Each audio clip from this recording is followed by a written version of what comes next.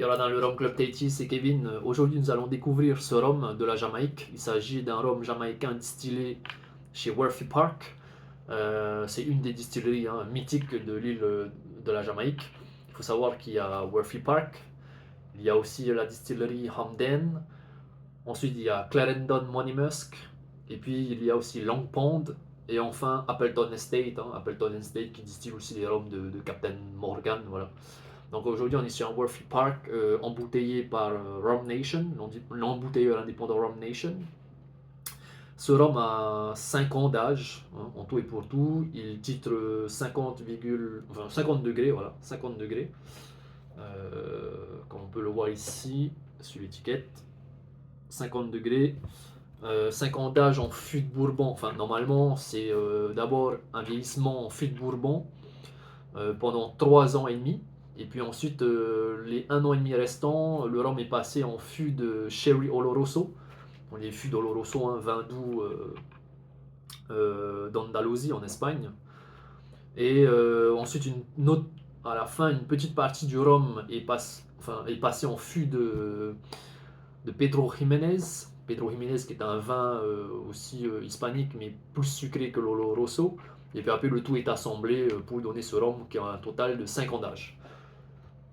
Donc cette bouteille, je ne l'ai pas achetée ici, je l'ai commandée sur la maison du whisky.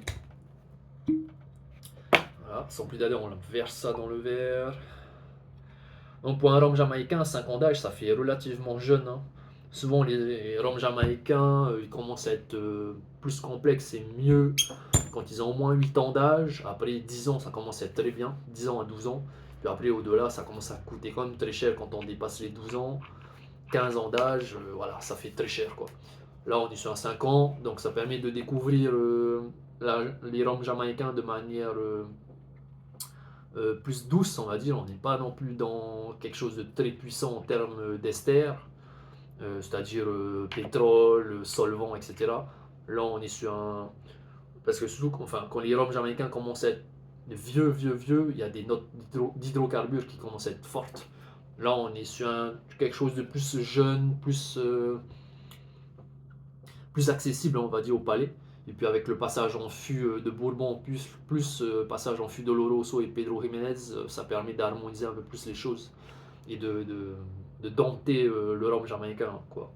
Donc là, c'est un Worthy Pack. Normalement, les Worthy Packs sont moins forts. Après, ici, il s'agit d'un Worthy Pack qui n'est pas non plus très chargé en ester, mais quand même, on le sent. Mais voilà, c'est pas ce qu'il y a de plus puissant en termes de rhum jamaïcain. Sur la robe, larme grasse, épaisse, qui s'écoule lentement sur les parois du verre. La robe est or, voilà, on peut dire paille, enfin peut-être pas paille parce que paille c'est un peu plus clair que ça. Là, on est sur un or vieux, avec des reflets légèrement cuivrés, voilà. Donc, les fameuses larmes qui s'écoulent vraiment là pour le coup très très lentement, restent collées aussi aux parois du verre. Normalement on les voit ici là. Voilà, ça s'écoule. Là, juste le fait de verser dans le verre, à partir de cette distance-là, je sens déjà les effluves du rhum jamaïcain, quoi. On peut pas se tromper. On est en plein terroir jamaïcain.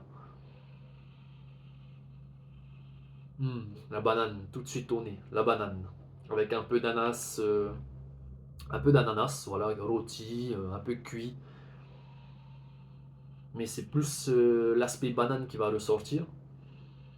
Donc ça fait très fruits tropicaux, c'est un peu la pâte, c'est vraiment la pâte des rhums jamaïcains, c'est vraiment le fil conducteur au nez. C'est ce qui pète au nez, ça va être les fruits tropicaux, ananas ou banane. Là, on est plus sur la banane. Ouais, sur la peau de banane jaune, un peu verte, mais plus dans le versant jaune.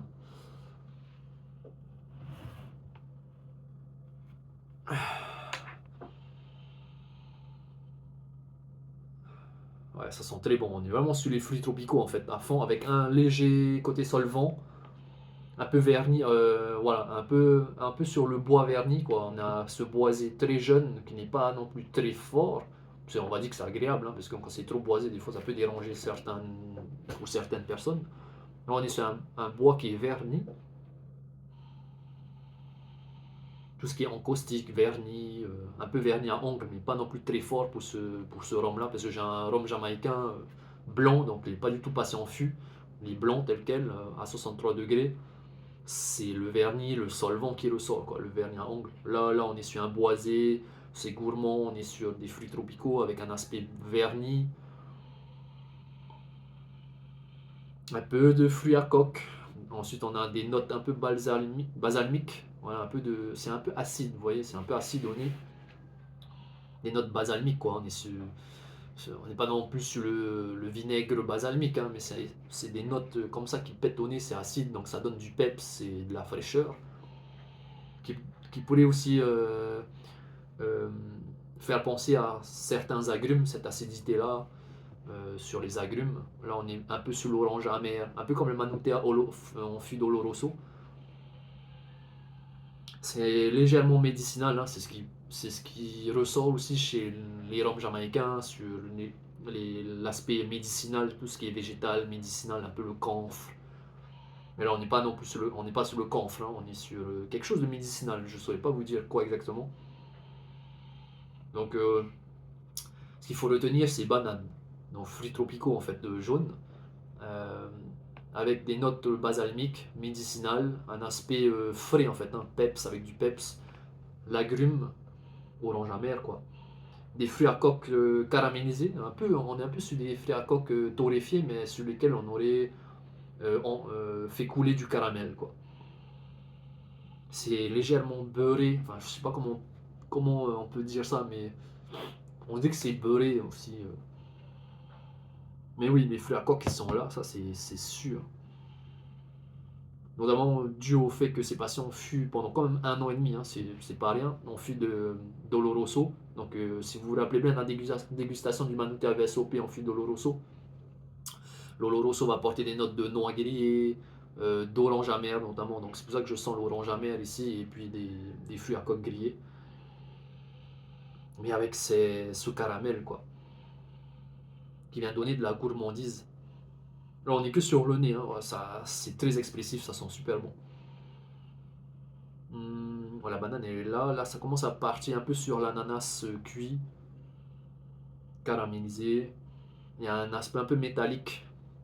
Souvent, ça le sort, ça, chez les rhums jamaïcains. Même quand ils sont blancs, c'est un peu métallique. C'est dû en fait au pot still. Enfin, c'est souvent les double retort pot stills. Ce sont les alambics, les fameux alambics en cuivre à double retort. Donc, distillation en cuivre. Après, il y a un premier retort, c'est en cuivre. Le second retort, c'est en cuivre aussi. Donc, c'est pour ça qu'il y a ces notes métalliques qui ressortent.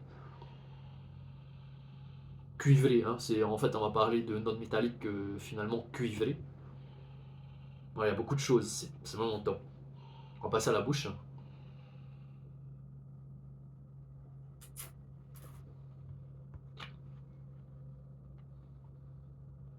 Hmm.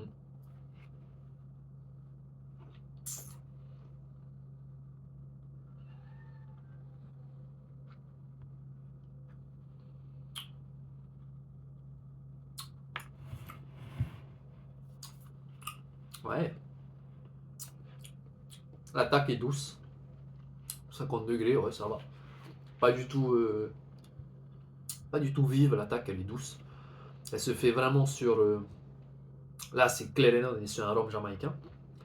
Elle se fait sur les fruits tropicaux jaunes. Là, je dirais pas la banane en fait, c'est plusieurs choses à la fois. Il y a beaucoup de fruits tropicaux, c'est entre banane, ananas, je sais pas trop quoi. Et vraiment avec cette concentration en esters. Donc c'est vraiment l'identité des rhums jamaïcains sont les esters. C'est chargé en fait, c'est noir, c'est sombre. C'est pas du tout alcooleux en bouche, enfin c'est peut-être un tout petit peu sur la fin là, quand ça descend. C'est un peu alcooleux, mais bon, c'est pas dérangeant.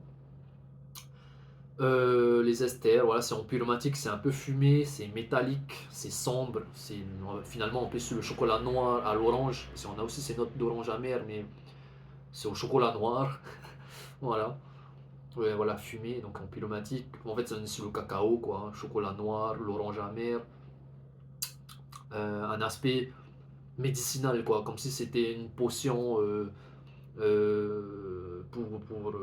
une potion, enfin un médicament, quoi, un médicament, pas les médicaments chinois ou dégueulasses, On n'est pas non plus sur les Jägerbomb, voilà, parce que les Jägerbomb, c'est. Enfin, les Jägermeister, plutôt. Jägermeister, c'est une liqueur médicinale avec des plantes, voilà, c'est une recette. Là, on est sur un aspect médicinal, mais c'est pas non plus prononcé comme un Jägermeister, quoi. Euh, les fruits à coque torréfiés sur la fin aussi, là. Voilà, c'est légèrement fumé.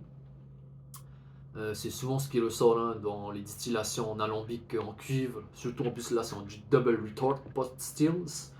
Donc il y a toujours cet aspect métallique et fumé qu'on sent au nez et puis qu'on détecte aussi en bouche. Donc on va dire que la bouche elle suit le nez, conforme au nez, sauf qu'en bouche on ne voit pas que c'est de la. Enfin on détecte pas forcément que c'est de la banane ou de l'ananas, c'est un ensemble de fruits tropicaux. Les fruits à coque grillée sont là. Le boisé, on ne sait pas où est-ce qu'il est. Peut-être enfin, on le sent, hein, mais il est plus là pour harmoniser les choses. Il n'est pas là pour se mettre sur le devant de la scène. Hein. C'est pas lui qu'on va forcément détecter en premier, mais il est là en fait pour harmoniser cette bouche-là avec tous ces esters, tous ces fruits tropicaux là. Il est là pour donner de la gourmandise en fait. Avec ce caramel, en fait, on a ces fruits à coque grillés mais caramélisés un peu. Ça donne de la gourmandise. La longueur, la finale, en fait, elle est moyennement longue. En fait, on pourrait dire qu'elle est entre moyenne à longue. Ça reste relativement longtemps sur le palais, sur la langue, sur l'aspect empyromatique, hein, c'est-à-dire le fumé, on a les esters, un peu métallique, et ces notes enfin, un peu vineuses comme de l'oloroso en fait. C'est un peu vineux sur le raisin, vraiment sur la fin là. C'est sur le raisin un peu, c'est vineux. Pas non plus trop hein, vineux, mais c'est léger. Et euh,